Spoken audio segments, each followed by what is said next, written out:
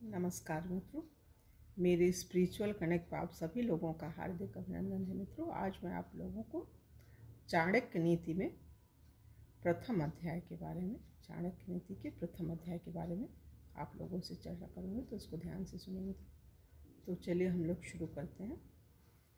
चाणक्य नीति का प्रथम अध्याय। तीनों लोकों के स्वामी आचार्य चाणक्य जी बोलते हैं, तीनों लोकों के स्वामी सर्वशक्तिमान और सर्वव्यापक परमेश्वर को प्रणाम कर मैं अनेक शास्त्रों से उद्धृत करके ग्रंथ का लेखन कार्य आरंभ करता हूँ। एक वो है श्लोक है मित्रों, तो उसी का एक अर्थ है। चर और अचर जगत में व्यापक होने से परमात्मा का नाम विष्णु है।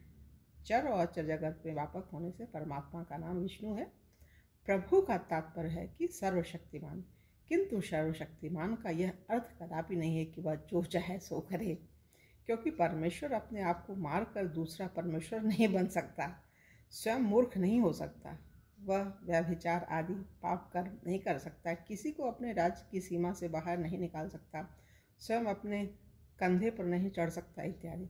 सर्वशक्तिमान शब्द का अर्थ केवल इतना है कि परमेश्वर अपने कार्य, उसके पालन और प्रलय करने में तथा जीवों को उनके कर्मानुसार फल प्रदान करने में किंचित भी किसी की सहायता नहीं लेते, बल्कि अपने अनंत सामर्थ्य से ही अपने कार्य पूर्ण कर लेते हैं।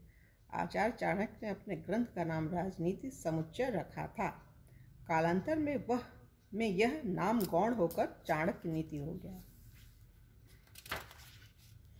आचार्य चाणक्य ने यह ग्रंथ अपनी कपोल कल्पना से नहीं लिखा, अपितु वेद, मनुस्मृति, महाभारत, उपनिषद आदि अनेक ग्रंथों का सार निकालकर तैयार किया है। श्रेष्ठ मनुष्य उत्तम जन इस राजनीति समुच्चय को विधिवत पढ़कर वेद, मनुस्मृति आदि धर्मशास्त्रों में प्रसिद्ध कार्य और अकार्य, कर्तव्य और अकर्तव्य तथा पुण्य और पाप, भले तथा बुरे कार्य को ठीक ठाक जानता है। श्रेष्ठ मनुष्य इस शास्त्र का विधिवत अध्ययन करके वेदादि शास्त्रों में उपदिष्ट कर्तव्य अकर्तव्य, पुण्य पाप, धर्म अधर्म को ठीक ठीक जाना जाता है, मतलब ठीक ठीक जान सकता है इन चीज़ों का अध्ययन करके, वेद शास्त्रों का। ये यदि शत्रु भी दीन बनकर शरणम पाने की इच्छा से घर आ जाए, तो ऐसे संकट में फंसे मनुष्य पर जो दया करता है उसे ही नरसंतम पुरुषोत्तम कहते हैं।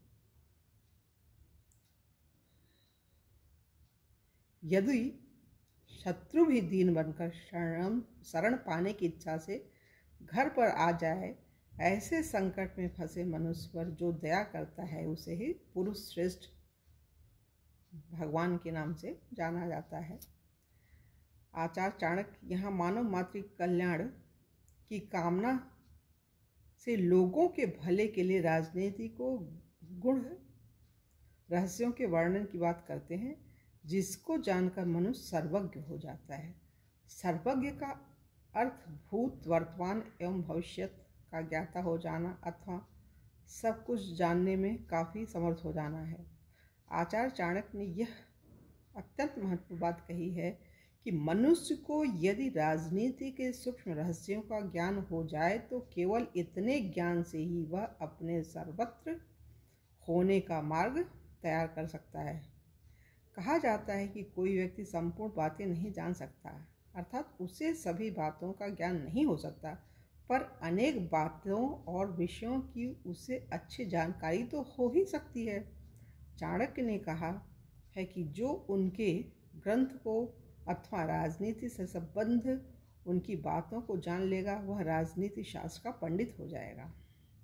आचार्य चाणक्य ने इस ग्रंथ को पढ़कर पढ़ने वाले के लिए जीवन में सफलता प्राप्त करने के साथ साथ सर्वज्ञ होने की बात भी कही है।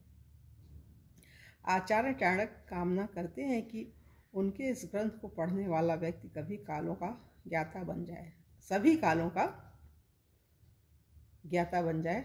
मुझे शिष्य के पढ़ाने से, दुष्ट स्त्री का भरण पोषण करने से और दुखी जनों के साथ व्यवहार करने से बुद्धिमान मनुष्य भी दुख उठाता है। मुझे बड़ी अच्छी चीज़ है मित्रों, ये बिल्कुल सही चीज़ है। मुझे शिष्य के पढ़ाने से, दुष्ट स्त्री का भरण पोषण करने से और दुखी जनों के साथ व्यवहार करने से बुद्धिमान मनुष्य भी दुख उठाता है। कहा गया है कि उपदेश से मूर्ख कुसित ही होते हैं, शांत नहीं होते हैं। सांपों को दूध पिलाने से उनका विष ही बढ़ता है। यहाँ आचार्य चाणक्य ने स्पष्ट किया है कि मूर्ख शिष्य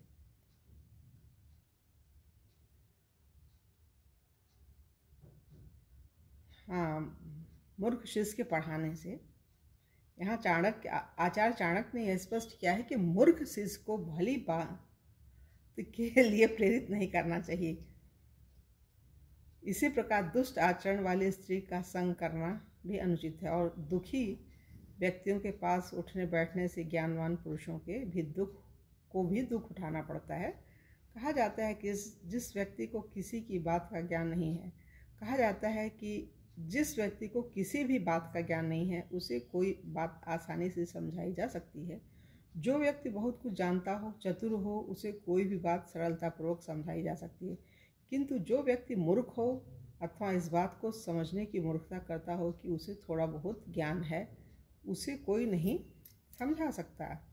आचार्य चाणक्य कहते हैं कि दुष्ट स्त्री का संग करना अथवा इसका पालन पोषण करना भी दुख का कारण बन सकता है। इसी प्रकार दुखी व्यक्ति का संग करने का परिणाम भी दुख कारक ही होगा।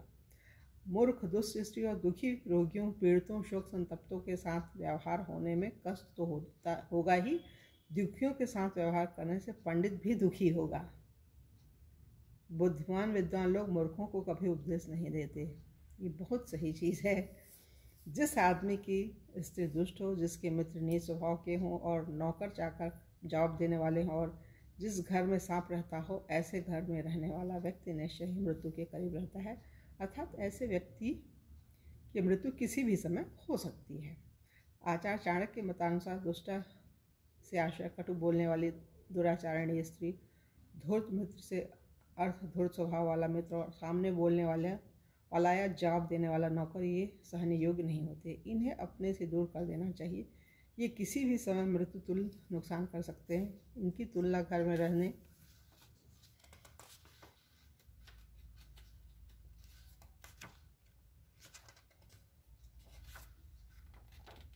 वाले सांप से की गई है, जो कभी भी मृत्यु का कारण बन सकता है। किसी भी घर गृहस्थी वाले इंसान के लिए उसकी पत्नी का दुष्ट होना उसके लिए इस संसार में घर नरक के समान कहा जाता है। यदि पत्नी अपने पति के प्रति श्रद्धापूर्वक समर्पण भावना नहीं रखती तो व्यक्ति तनाव में रहता है, वह आत्महत्या तक के लिए तैयार हो जाता है। इसी तरह मित्र की निष्ठा, नौकर का मुंहफट होना सदा घर में रहने वाले सांप की तरह कष्टदायक होता है। मनुष्य को विपत्ति के लिए धन बचाना और संचित करना चाहिए, किंतु धन के बदले यदि औरतों की रक्षा करनी पड़े तो धन को खर्च कर देना चाहिए। चाणक्य कहते हैं कि व्यक्ति को अपनी रक्षा के लिए इन दोनों चीज़ों का भी बलिदान करना पड़े तो इनका बलिदान करने से नहीं चूकना चाहिए। आचार्य चाणक्य के मतानुसार बुद्धिमान मनुष्य को चाहिए कि आपत्ति काल के लिए धन का संग्रह और उसकी रक्षा करे। धन से भी अधिक पत्नी की रक्षा करनी चाहिए। पत्नी की रक्षा के लिए धन का व्यय करना पड़े तो निसंकोच करना चाहिए, किंतु धन और स्त्री से भी अधिक अपनी रक्षा करनी चाहिए, क्योंकि अपना ही नाश हो जाने पर धन और स्त्री का प्रयोजन क्या। कहा गया है कुल की रक्षा के लिए कुल को त्याग देना चाहिए, जनपद के लिए ग्राम को छोड़ देना चाहिए और आत्मरक्षा के लिए सारी पृथ्वी को छोड़ देना चाहिए। किसी भी व्यवस्था में अपनी रक्षा अति आवश्यक है।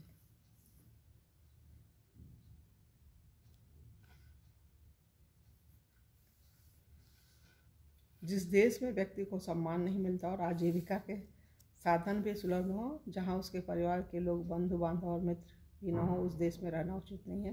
प्रत्येक व्यक्ति जिसमें तनिक भी स्वाभिमान है वह सम्मान की कामना रखता है। सम्मान के साथ साथ वह धनोपार्जन के लिए साधन भी तलाशता है। वह यह भी चाहता है कि उसके सगे संबंधी, पारिवारिक सदस्य, मित्र आदि निकट हों। मित्रों, ये इसमें इसको 2 पार्ट में बनाएंगे अध्याय को, तो सोचते हैं कि यहीं पर अपनी वाणी को हमें विराम देना चाहिए और कल की वीडियो में तो इसका दूसरा पार्ट बनाएंगे, अध्याय का दूसरा पार्ट। तब तक के लिए जय हिंद, जय भारत, ओम शांति, ओम शांति, ओम शांति।